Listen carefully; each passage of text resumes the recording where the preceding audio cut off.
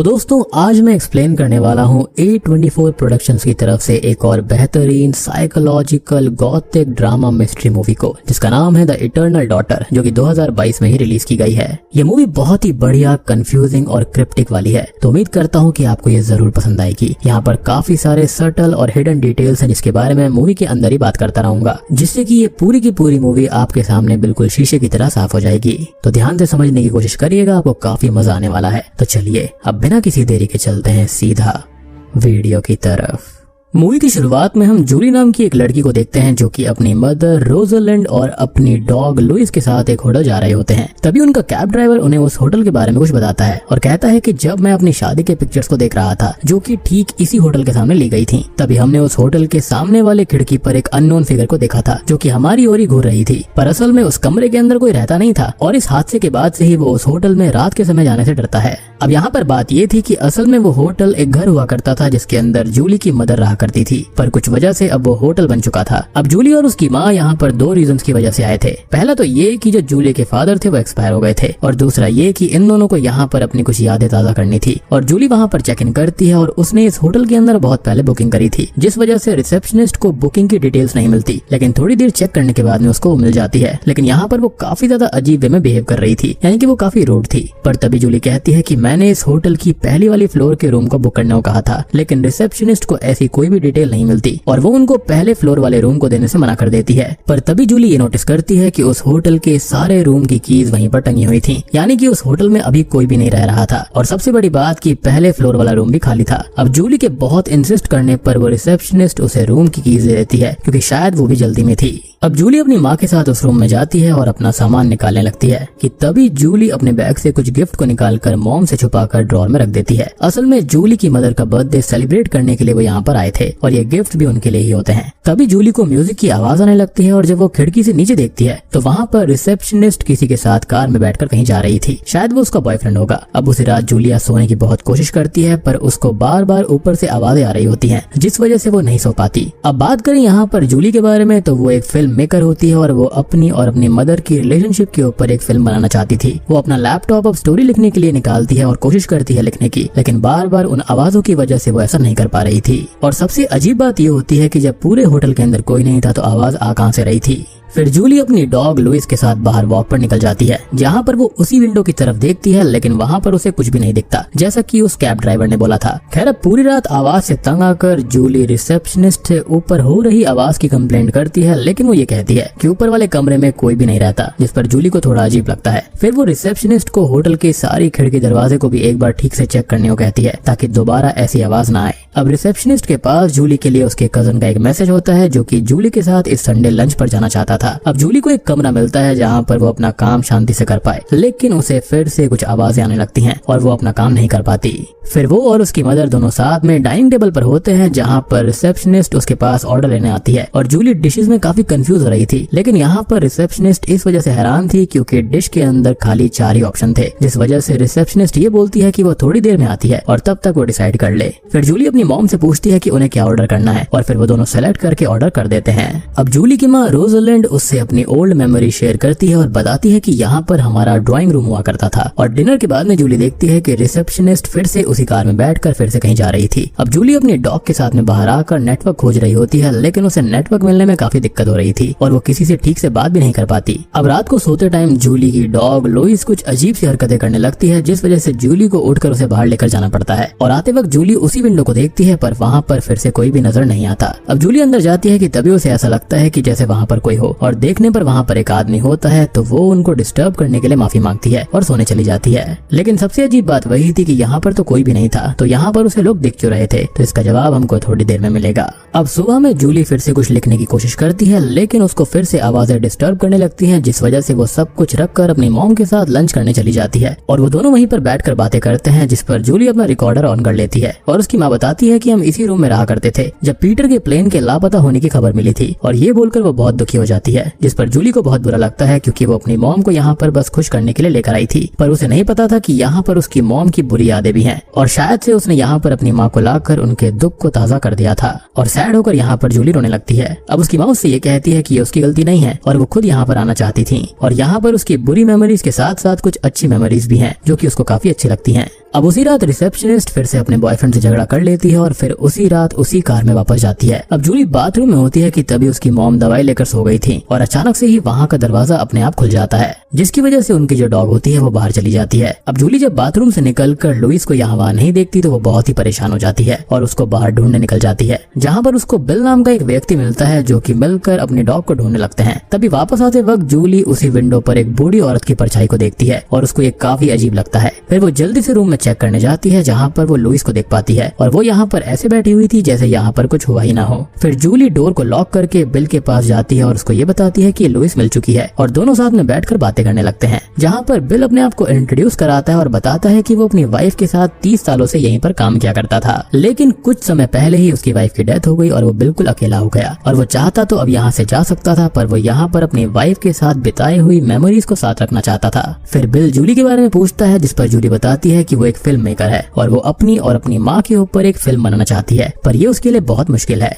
फिर वो बोलती है कि वो अपनी मॉम को हमेशा खुश देखना चाहती है। फिर वो जाते वक्त बिल से कहती है कि कल मेरी मॉम का बर्थडे है और वो उसको भी इनवाइट करती है, लेकिन बिल कल अपनी फैमिली बिजनेस में थोड़ा बिजी होने की वजह से आने से मना कर देता है। अब अगली सुबह जूली ब्रेकफास्ट के साथ अपनी मॉम को बर्थडे विश करती है, लेकिन उसकी मॉम तो बाहर लुइस के साथ वॉक पर गई थी। जूली अपनी मॉम को देखते हुए फिर से कुछ लिखने की कोशिश करती है, पर उसे फिर से अजीब सी आवाजें आने लगती हैं, जिस वजह से वो फिर से कुछ लिख नहीं पाती। और फिर अगले ही सीन में हम जूली की माँ को बिल के साथ में देखते हैं और वो दोनों जूली के बारे में बात कर रहे होते हैं। उसकी माँ ये कहती है कि जूली एक अच्छी मदर बन सकती है, पर वो शायद मेरी वजह से अपनी लाइफ नहीं जी पा रही, हमेशा मुझे खुश करने में लगी रहती है और अगर उसकी कोई बच्ची होती तो वो भी बहुत खुश होती। जहाँ पर जूली ये सारी बातें सुन रही थी। अब अगले सीन में जूली अपनी मॉम के साथ बेड पर होती है और दोनों बातें कर रहे होते हैं, जहाँ पर उसकी मॉम को नींद नहीं आती, जिस पर जूली उनसे पूछती है तो मॉम अपनी पुरानी मेमोरीज के बारे में कहती है, जिसके अंदर जूली अपने रिकॉर्ड को फिर से ऑन कर लेती है। वो बताती है कि वो यहाँ पर इसी रूम में थी जब उन्होंने अपने बच्चे को खोया था, यानी कि उसकी मॉम का बहुत पहले मिसकैरेज भी यहीं पर हुआ था, जिस वजह से उन्हें ये सब याद आता है। अब जूली को उनकी बातें सुनकर काफी बुरा लगता है और वो अपनी माँ से माफी मांगने लगती है कि वो उनको यहाँ पर लेकर आई। तभी वहाँ पर जूली का कजन आ जाता है और ये सुनकर उसकी मॉम बहुत खुश हो जाती है, क्योंकि वो मॉम को ही बर्थडे विश करने आया था। जूली अब लुइस यानी कि अपने डॉग को लेकर नीचे जाती है उससे मिलने के लिए,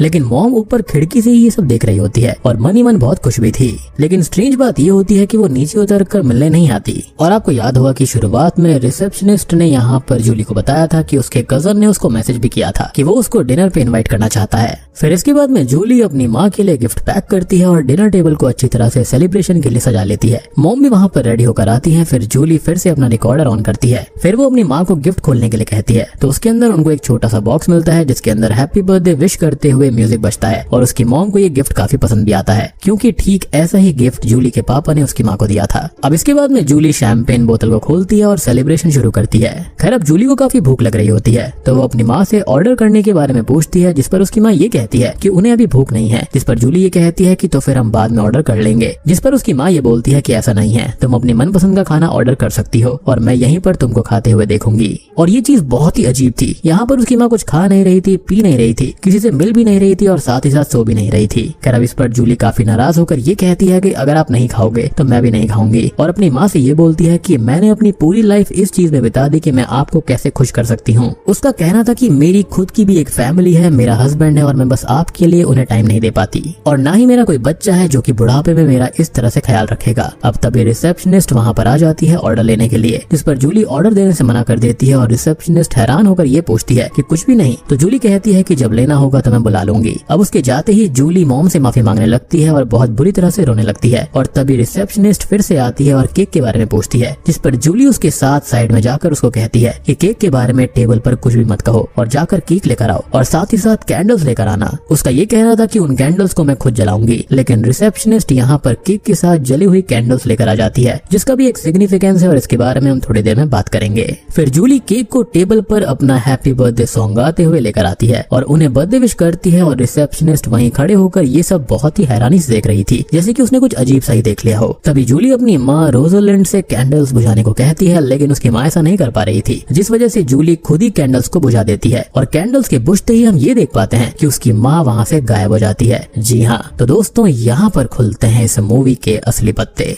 तो असल में उसकी माँ काफी टाइम पहले ही चल बसी थी और असल में जूली उनको बस इमेजिन कर रही होती है और फिर वहाँ पर वो बहुत जोरों से रोने लगती है। अब आपको याद होगा कि मैंने शुरुआत में ये बताया था कि जूली के फादर नहीं रहे थे, वो हाल ही में गुजर गए थे। तो अपनी माँ के जाने का दुख तो उसे बहुत टाइम पहले से ही था और उस चीज को वो आज तक भूल नहीं पाई थी। उसको अपनी माँ आज तक भी दिखती थी, लेकिन जैसे ही उसके फादर गुजर गए तो वो ट्रॉमा वापस आ गया था और उसको वापस से सारी चीजें याद आने लगी। और यही रीजन था कि उसकी माँ ना ही कुछ खाती थी, ना ही कुछ पीती थी, ना ही सोती थी और यहाँ पर वो कैंडल्स को भी नहीं बुझा पा रही थी। इनफैक्ट वो उसके कजन से भी आकर नीचे नहीं मिली और यही रीजन था कि कमरे से बाहर जो शैडो दिखती थी वो किसी और की नहीं बल्कि वो जूली की माँ की ही थी, क्योंकि उनकी मौत शायद यहीं हुई थी। और रिसेप्शनिस्ट भी इन लोगों को इसलिए ही अजीब नजरों से देख रही थी क्योंकि जूली के अलावा वहाँ पर कोई और था ही नहीं और जूली यहाँ पर बहुत ही अजीब तरीके से बिहेव करती थी। इनफैक्ट यहाँ पर जूली अनइनवाइटेड गेस्ट की तरह आ गई थी। उसने कोई भी होटल बुकिंग नहीं करी थी और इसलिए ही रिसेप्शनिस्ट को कोई भी बुकिंग उनके नाम की मिली ही नहीं और ना ही कोई इंस्ट्रक्शन कि उनको फर्स्ट फ्लोर पे कोई कमरा चाहिए था, क्योंकि उसने कभी ऐसा कहा ही नहीं था। यानी कि उसके दिमाग में मेंटल ट्रॉमा चल रहा था।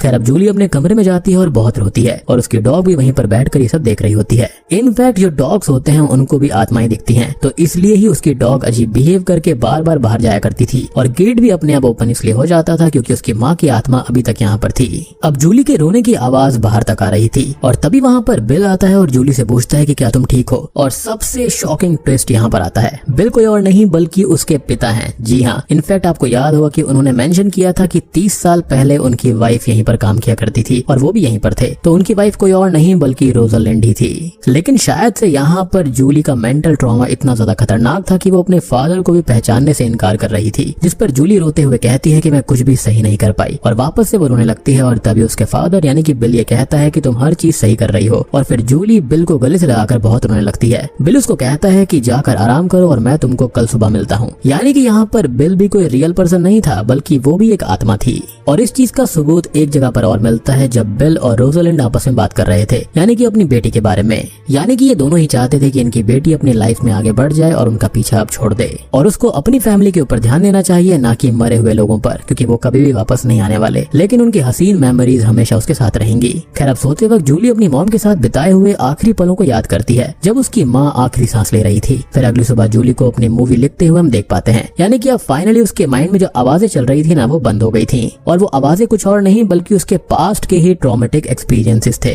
अब वो अपना सामान पैक करके उस होटल से जाने लगती है और रिसेप्शनिस्ट जाने से पहले उससे ये पूछती है कि क्या तुम ठीक हो, इस पर जूली हाँ में जवाब देती है और बहुत खुश होती है क्योंकि उसका माइंड अब फाइनली फ्री हो चुका था। वो समझ चुकी थी कि उसकी माँ और उसके पिता उसके लिए क्या चाहते हैं। और सबसे बड़ी बात यह है कि रिसेप्शनिस्ट काफी ज्यादा सपोर्टिव थी। आई मीन कोई और होता तो उसको पागल समझकर बाहर निकाल देता। खैर, आज यहाँ पर क्रिसमस था और यहाँ पर ये उसके लिए गिफ्ट होता है और वो रिसेप्शनिस्ट को क्रिसमस विश करके जाने लगती है। तभी जाते वक्त उसे होटल में बहुत सारे लोग दिखते हैं जो कि वहीं पर ही खत्म हुए होंगे और उन सबकी स्पिरिट वहाँ पर उनको दिख रही थी। और तभी वहाँ पर उसके फादर यानी कि बिल भी आते हैं जो कि उसका वेट कर रहे थे। अब फिर वो जूली को कार तक छोड़ने जाते हैं और जूली उनसे खुशी खुशी गुड बाय बोलकर वहाँ से चली जाती है और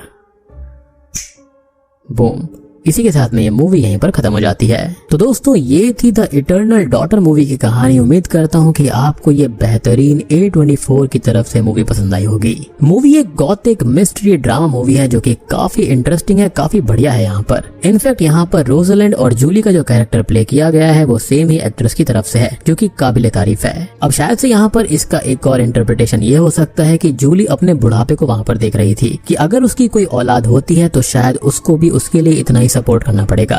लेकिन मुझे यहाँ पर यह लगता है कि उसके पिता की डेथ के बाद से ही ये ट्रॉमा जो है वो फिर से ट्रिगर हो गया होगा, जिसके चलते उसको ये सारी चीजें दिख रही थी। और मुझे तो यहाँ पर यह भी डाउट है कि वो रिसेप्शनिस्ट भी यहाँ पर इंसान थी भी या फिर नहीं।